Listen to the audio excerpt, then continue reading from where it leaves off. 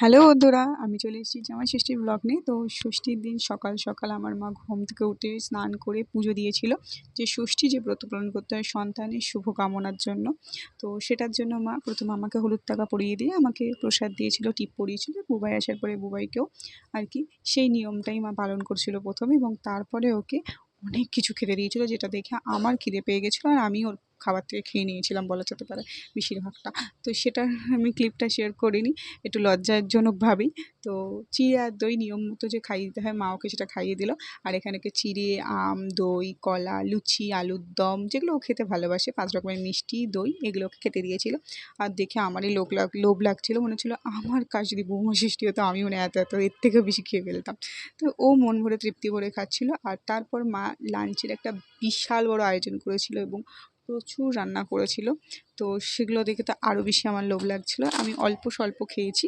তো লাঞ্চের মধ্যে ছিল 7 রকমের ভাজা, মাটন, চিকেন, ফিশ, আমের চাটনি, পাঁপড়, দই, ফল, মিষ্টি, মানে সব কিছু, স্যালাড, কিচ্ছু বাদ যায়নি। মা সব রকমের রান্না করেছে। আর এই পাঞ্জাবিটা বুবাইকে মা দিয়েছিল আগের ইয়ার জামাই ষষ্ঠীতে। আর সেটা ওকে পরে বেশ হ্যান্ডসাম লাগছিলো, কারণ ও একদমই পাঞ্জাবি পরে না, পাঞ্জাবি পরা পছন্দও করে না। তো আমি তো ক্রাশ খেয়েছিলাম ওর প্রতি। তো তোমরাও নিশ্চয়ই তোমাদের বরের প্রতি জামাই ষষ্ঠীর দিন ক্রাশ খেয়েছো। তো তারপরে রাত্রিবেলার আয়োজনটাও বেশ ভালো ছিল। রাত্রিবেলা আমাদের বাড়ির নিয়ম আরও একটা নতুন মেনু করার, কিন্তু বুবাই দুপুরবেলায় ঠিক করে খেয়ে উঠতে পারেনি বলে মা সেম মেনু ওর কিছুটা পরিমাণ রিপিট করেছে মা। তো এখানে মা, বাবা আর বুবাই বেশ মনের সুখে গল্প করছে, কারণ সেদিনকে একটা কোনো ম্যাচ ছিল, সেই ম্যাচ নিয়েই আর কি দুজনে মিলে বেশ গল্প করছিল। আর আমার কাছে এটা বেস্ট অফ পার্ট, কারণ আমার জীবনে দুটো প্রিয় মানুষ একসাথে গল্প করছিল। তাই জন্য আমার বেশি ইম্পর্ট্যান্ট মনে হচ্ছিলো এই মেমোরিটা আমি একদম সারা জীবনের মতন করে ক্যাপচার করে রাখি, কারণ এইগুলো তো খুব খুব কম সময় রাখা যায়।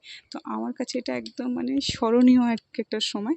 এখানে বুবাই বাবাকে ম্যাচ চালিয়ে দিয়েছিল মোবাইলে, আর আমি এখানে আর কি ল্যাদ খাচ্ছিলাম। তো ওদের মজা দেখছিলাম, আর ওদের একটুখানি যে হাসি ঠাট্টা, সেগুলো আমি ক্লিপগুলো আর কি তুলছিলাম, ভিডিওগুলো। ওরা এখন বেশ মজায় গল্প করতে ব্যস্ত। আমার বাবা তো বেশ আরাম করে বসেই আর কি গল্প করছে, আর বুবাই আর বাবা ভীষণ ব্যস্ত ম্যাচ দেখতে।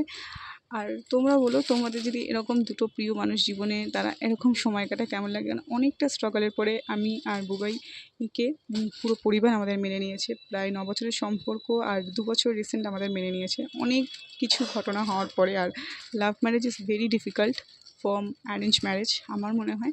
কারণ তো সেই ক্ষেত্রে আর আমাদের লাভ স্টোরিটা আরও বেশি স্ট্রং ছিল। তো কোনো শেয়ার করবো, ভালো লাগলে ভিডিও লাইক করো।